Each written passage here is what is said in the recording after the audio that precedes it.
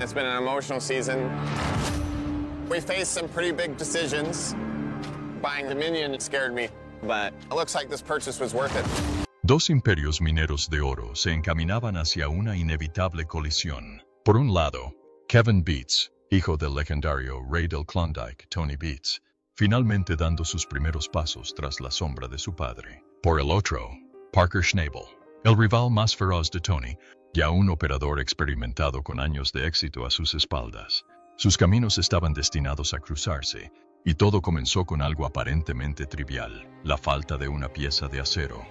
Esa pieza faltante no era un componente cualquiera, era esencial, el tipo de pieza sin la cual toda la operación de Kevin podría paralizarse. El costo fue elevado, $11,000, pero para Kevin, quien lo había apostado todo en su primera temporada independiente, fue invaluable. Parker tenía la clave. Son 11,000, dijo Parker con naturalidad. 11,000 es una buena oferta. No tienes que pagar nada ahora. Abre una cuenta. Kevin, visiblemente aliviado, asintió. Te lo agradezco. De verdad. Para Parker, fue un pequeño gesto. Pero para Kevin, fue un salvavidas. Estoy más que feliz, añadió Parker. Sé lo difícil que es empezar. Este momento marcó más que una simple transacción comercial. Sembró la semilla de una alianza inesperada, una alianza que se extendería por todo el Klondike y desafiaría antiguas rivalidades. Kevin Beats se había fijado un objetivo ambicioso, extraer 1,000 onzas de oro en su primera temporada como operador independiente. Para él, no se trataba solo de ganancias, se trataba de legado, identidad y de demostrar que podía construir su propio imperio. Junto con su esposa, Faith, Kevin invirtió hasta el último centavo de sus ahorros en arrendar la concesión de Scribner Creek, irónicamente, de su padre, Tony. La apuesta fue monumental. Tengo grandes planes para establecer una mina de oro y gestionarla a mi manera, declaró Kevin. Tenemos una meta de 1,000 onzas de oro. El plan era sencillo en teoría, limpiar la sobrecarga, retirar las capas de tierra inútiles y llegar a la zona aurífera lo antes posible. Pero la realidad, como todo minero sabe, rara vez sigue el plan. Casi de inmediato, los contratiempos comenzaron a acumularse. El equipo que Kevin le había prestado a Tony estaba obsoleto, deteriorado por años de uso incesante en el implacable Yukon. Justo en la primera mañana de operaciones, ocurrió el desastre. Un par de líneas aéreas cruciales en una de las máquinas se rompieron por completo. Tenemos un par de aerolíneas que han cesado sus operaciones, informó Kevin con tristeza. Así que no es un buen comienzo para mi mañana. Fue el duro recordatorio de lo que ya sabía. Depender de las máquinas usadas de su padre conllevaba riesgos. Los métodos de reparación y mantenimiento de Tony siempre habían sido poco convencionales, eficientes a su manera, pero no el enfoque que Kevin quería para su mina. Sin embargo, Kevin no tenía otra opción. Tenía que ponerse en marcha, incluso si eso significaba empezar con herramientas rotas. Para aumentar sus posibilidades, Kevin recurrió a un poderoso aliado, Brendan Rule, un experto en movimiento de tierras con años de experiencia en trabajos pesados. Brendan no era un capataz cualquiera. Había formado parte del equipo de Parker Schnabel, donde se ganó la reputación de ser un operador experto. He vuelto al Yukon, explicó Brendan. Voy a ser capataz y quiero hacer un gran favor a Kevin y a Faith. Para Kevin y Faith, la llegada de Brendan fue un punto de inflexión. No solo aportaba experiencia técnica, sino también un valioso conocimiento del terreno. Habiendo trabajado en el Klondike, Brendan conocía el terreno, las máquinas y el ritmo incansable necesario para triunfar. Sin embargo, su trayectoria traía sus propias consecuencias. Tras 6 años turbulentos con Parker y una dramática ruptura, su regreso a los yacimientos de oro fue a la vez un nuevo comienzo y un recordatorio de viejas tensiones. No sé si tienen prisa por irse a casa o qué, dijo Brendan una vez, frustrado, al equipo de Parker. Pero si alguien quiere irse a casa, que se vaya ahora mismo. Esas palabras marcaron el final explosivo de su etapa bajo el liderazgo de Parker. Ahora, con una nueva perspectiva, estaba decidido a demostrar su valía una vez más. Y el destino parecía tener cierta ironía. Justo al otro lado de la línea de árboles se encontraba la antigua propiedad de Parker Schnabel. Brendan, antaño hombre de Parker, estaba ahora de vuelta en el Yukon, ayudando a Kevin Beats a forjarse un futuro.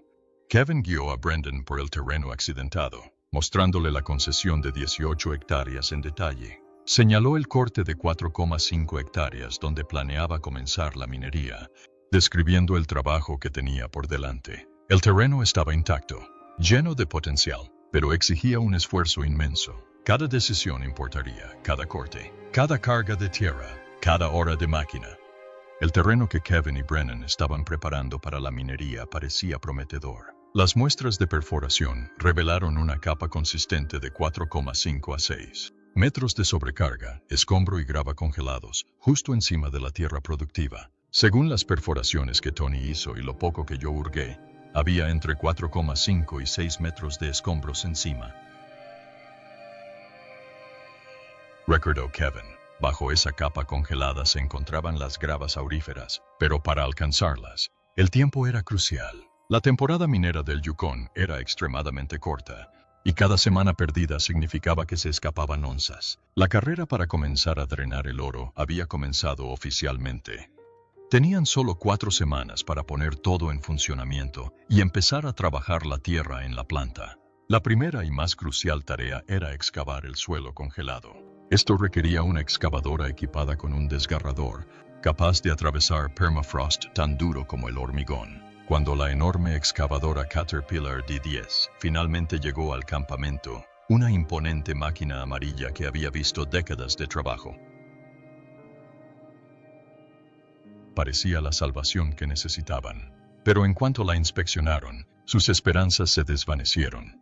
Un problema desgarrador se hizo evidente de inmediato. Faltaba el vástago del desgarrador, la enorme garra de acero endurecido de 3 metros que se fijaba a la parte trasera de la excavadora. El vástago era la única herramienta capaz de romper las capas de suelo congelado. Sin él, la excavadora se redujo a una máquina que solo podía empujar tierra, completamente inútil contra el permafrost. Para Kevin y Brennan, fue como si alguien les hubiera entregado un camión sin neumáticos. Sus planes, tan cuidadosamente elaborados en torno a la llegada de la excavadora, se detuvieron en seco. Kevin estaba furioso. Sé que Tony no quería darme su mejor equipo, admitió, negando con la cabeza. Pero bueno, una excavadora sin desgarrador es como un camión sin ruedas. Le dije que estábamos perdidos. Y no exageraba. Cada segundo sin esa pieza de acero significaba tiempo de inactividad, salarios desperdiciados y costos crecientes. El sueño de extraer 1000 onzas de oro se les escapaba cada vez más con cada hora de inactividad que pasaba. El pánico era real. El vástago del desgarrador no era solo una pieza más de la máquina, era el equipo más crítico de toda la operación. Sin él, no habría desgarramiento, ni extracción, ni tierra productiva, y en última instancia, ni oro. Kevin y Brennan se dieron cuenta rápidamente de que Tony no iba a intervenir para salvarlos. Estaban solos, enfrentando uno de los mayores problemas que un minero podría imaginar al comienzo de una temporada. Bajo el peso aplastante del revés, Brennan recordó sus años de experiencia en el Klondike. Conocía el territorio, las máquinas y, aún más importante, a los mineros que trabajaban cerca. Entonces recordó algo. Había una persona en el Yukon que definitivamente tenía un vástago de desgarrador D10 de repuesto por ahí, pero no era alguien a quien pudieran llamar amigo. Ese hombre era Parker Schnabel. Solo pensarlo le revolvía el estómago a Kevin. La historia entre Parker y la familia Beats era larga y complicada. Durante la última década, Parker y Tony se habían cruzado muchas veces, casi siempre terminando en acaloradas discusiones y palabras amargas. Kevin rara vez hablaba con Parker, y cuando lo hacía, solía ser cuando Parker venía a confrontar a Tony por algo. Ninguno de esos encuentros había terminado en buenos términos. En realidad, solo lo he visto de pasada en la última década, admitió Kevin, cuando tenía que venir a hablar con Tony, así que no siempre estaba de buen humor. Pero Brennan insistió. Parker tenía el papel. Sin él, la temporada minera de Kevin se había acabado antes de empezar. Tragándose el orgullo, Kevin finalmente aceptó. No tenían otra opción. Con el corazón apesadumbrado, Kevin y Brennan subieron a su camioneta y recorrieron los 5 kilómetros desde Scribner Creek hasta la nueva propiedad de Parker en Dominion Creek. El corto trayecto se les hizo eterno, mientras ambos ensayaban en silencio lo que dirían. Para cuando llegaron, La tensión dentro de la cabina era tan intensa que se podía cortar con un cuchillo. Al detenerse el camión, Parker los vio desde lejos. Entrecerró los ojos, sorprendido, al ver salir a Kevin, seguido de Brennan, su antiguo capataz, quien había dejado a su equipo años antes tras una amarga pelea. Por un instante, Parker se quedó allí, en silencio, visiblemente desconcertado por la escena. Se acercó lentamente, con una expresión que mezclaba curiosidad y cautela. Los tres hombres se encontraron cara a cara por primera vez en años. El silencio fue denso hasta que Kevin finalmente habló, exponiendo la situación con la mayor claridad posible. Tenía la excavadora, pero sin el desgarrador, no servía de nada. La respuesta de Parker fue inmediata y directa. No preguntó por la excavadora en sí. No preguntó por el reclamo. Su primera pregunta fue directo al meollo de la tensión. ¿Está involucrado Tony? Kevin explicó que esta era la operación de él y Faith. Habían salido por su cuenta. Tenemos una excavadora sin vástago de desgarrador. Así que espero que tengas una de la que estés dispuesto a desprenderte. ¿Tony necesita un vástago desgarrador? No. Faith y yo nos hemos independizado este año. Así que le pediremos prestada a Tony una excavadora sin vástago desgarrador. En cuanto Parker se enteró de que Tony no formaba parte de la nueva empresa, su actitud cambió por completo. Una expresión de respeto, y quizás incluso de alivio, se dibujó en su rostro. Comprendió lo difícil que es emprender por cuenta propia. Le dijo a Kevin que tenía una pieza para él. La pieza valía $11,000, un costo enorme para una nueva operación, pero Parker se la ofreció a crédito, sin enganche. Solo abriera una cuenta. Son $11,000. $11,000 es una buena oferta. No tienes que pagar nada ahora. Empiezas una pestaña. Te lo agradezco de verdad. Estoy más que feliz. Sé lo difícil que es empezar. Es genial. Fue un gesto de buena voluntad increíble. La tensión finalmente se disipó. Parker incluso sugirió que Brennan viniera a tomar una cerveza algún día, señal de que las viejas heridas podían sanar. Fue una gran victoria. Mientras cargaban la pieza vital de acero, Kevin sintió que se le quitaba un gran peso de encima. Por fin podían empezar a minar. Ahora, con la ayuda de Parker, podían atacar la tierra helada de Scribner Creek, pero no tenían ni idea de que el suelo mismo los estaba esperando para contraatacar. De vuelta en Scribner Creek, con el nuevo vástago del desgarrador instalado en la excavadora, una oleada de optimismo invadió al pequeño equipo. Era hora de ponerse a trabajar. Brennan se subió al D-10 y estrelló el desgarrador contra el suelo, pero el terreno no cedió fácilmente. Scribner Creek no era un lugar cualquiera. Tenía mala reputación entre los veteranos de Klondike. No lo llamaban Scribner. Lo llamaban el durmiente porque tenía la mala costumbre de absorber operaciones enteras, obligándolas a dormirse para siempre. La zona específica que Kevin quería explotar, el corte del Linche, era aún más notoria. Era una franja de tierra con forma de lágrima separada del valle principal por dos bifurcaciones del arroyo que la rodeaba, creando lo que los lugareños llamaban la isla abandonada. Durante generaciones, los mineros habían intentado dominarlo sin éxito.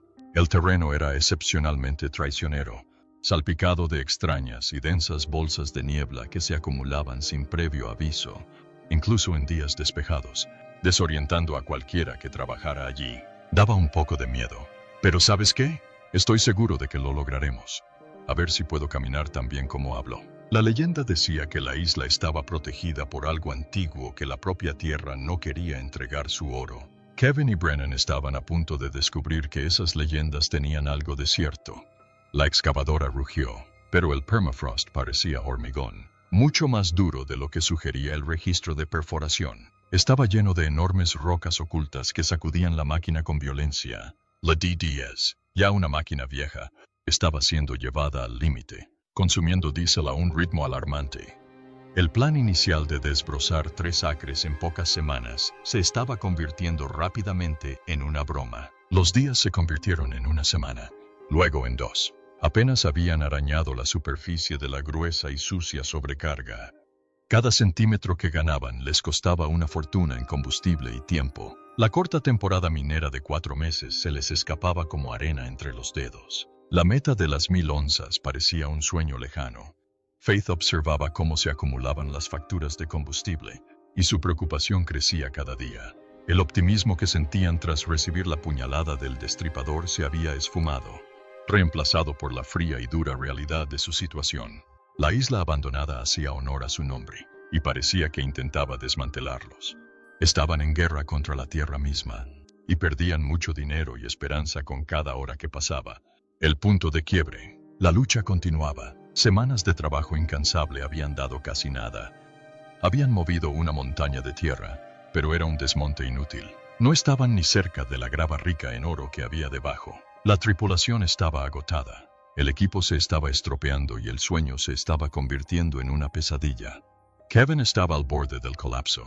El peso de los ahorros de toda su vida, la confianza de su esposa y la promesa que le hizo a su equipo lo estaban aplastando. Empezaba a creer que los veteranos tenían razón. Scribner Creek era una maldición. El ambiente en la mina era sombrío. La emoción inicial dio paso a una silenciosa desesperación. Brennan exigía las máquinas al máximo, pero ni siquiera sus habilidades expertas podían burlar la brutal realidad del terreno.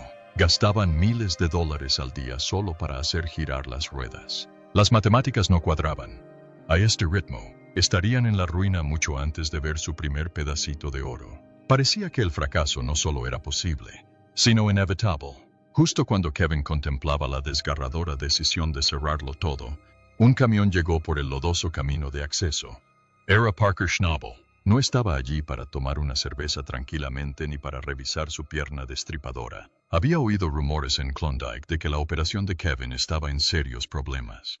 Salió de su camioneta y contempló la escena. El equipo exhausto, la excavadora con dificultades y la extensión patéticamente pequeña de tierra desbrozada.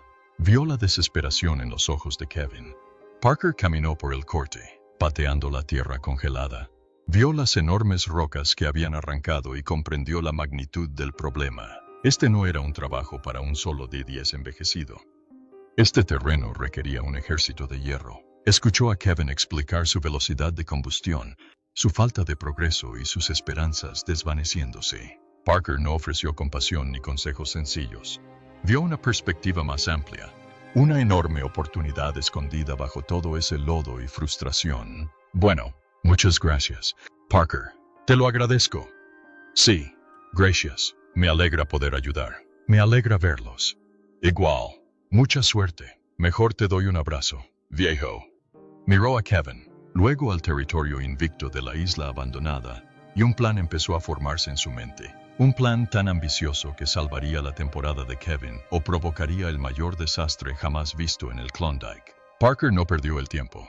Presentó una propuesta impactante y brillante a la vez. Le dijo a Kevin que estaba librando una batalla perdida. El terreno era demasiado duro para su pequeña operación, pero no lo era para la enorme flota de maquinaria de Parker. Propuso una empresa conjunta, una alianza impensable apenas unas semanas antes. Parker traería a su equipo, sus camiones de roca, sus enormes excavadoras y su legendaria planta de lavado, Slucifer, para atacar la isla abandonada. Este era el trato. La operación de Parker se encargaría del trabajo pesado, desbrozando el terreno y explotando la tierra fértil. A cambio, se repartirían el oro, pero Parker añadió una condición crucial e increíblemente generosa. La división 50-50 solo comenzaría después de que Kevin alcanzara su objetivo inicial de 1000 onzas. Esas primeras 1000 onzas serían todas suyas, lo que le permitiría recuperar su inversión, cubrir sus costos y demostrar a todos, especialmente a sí mismo, que podía alcanzar su objetivo. Era una oferta única. Parker estaba arriesgando su tiempo, combustible y equipo para ayudar al hijo de su rival a levantarse primero. Para Kevin, fue como un salvavidas para un hombre que se estaba ahogando. Miró a Brennan, quien asintió con los ojos muy abiertos. Esta era su única salida. Decir que no sería aceptar el fracaso. Decir que sí significaría aliarse con el mayor competidor de su padre, pero también significaría una verdadera oportunidad de éxito. La decisión fue fácil. Kevin estrechó la mano de Parker, y en ese instante, nació la alianza más poderosa e inesperada del Klondike. La noticia corrió como la pólvora. Parker Schnabel estaba trasladando toda su operación a Scribner Creek. Su equipo fue rescatado de Dominion Creek y redirigido. La logística era un desastre, pero el objetivo estaba claro.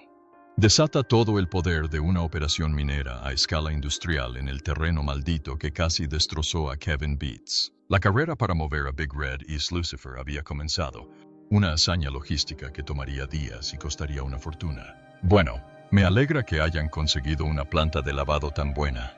Deberíamos poder recuperar el tiempo perdido con esto si logramos operar al menos 23 horas al día. La apuesta era ahora mayor que nunca, con 2 operaciones y millones de dólares en juego. Todo centrado en un terreno que había derrotado a todo minero que se atrevió a tocarlo. La llegada del equipo de Parker transformó la isla abandonada de la noche a la mañana. La tierra tembló mientras el equipo de Parker se ponía manos a la obra con brutal eficiencia. Brennan Rule estaba de vuelta en su salsa, trabajando junto a sus antiguos compañeros, dirigiendo la sinfonía de destrucción. El ritmo era frenético, un marcado contraste con el lento y agotador progreso de las semanas anteriores. Ya no solo arañaban la superficie, sino que desgarraban el corazón de la isla. Enormes excavadoras excavaban en el permafrost, extrayendo rocas del tamaño de coches y vertiéndolas en enormes camiones de carga. Movían miles de metros cúbicos de tierra cada día, un volumen con el que Kevin ni siquiera podía soñar. La pieza central de la nueva operación era Lucifer, la legendaria planta de lavado de Parker. Trasladar la máquina fue una tarea monumental, pero una vez instalada y funcionando, fue un punto de inflexión. Podía procesar cientos de metros de tierra productiva por hora, absorbiendo todo lo que las excavadoras le proporcionaban. El suelo maldito de Scribner Creek finalmente estaba siendo dominado, no luchando contra él, sino abrumándolo con puro poder. Convirtieron una concesión maldita en un río de oro. Dale a me gusta y suscríbete para más. Pero ¿fue este el mayor éxito de Kevin o simplemente vendió su sueño al mejor postor?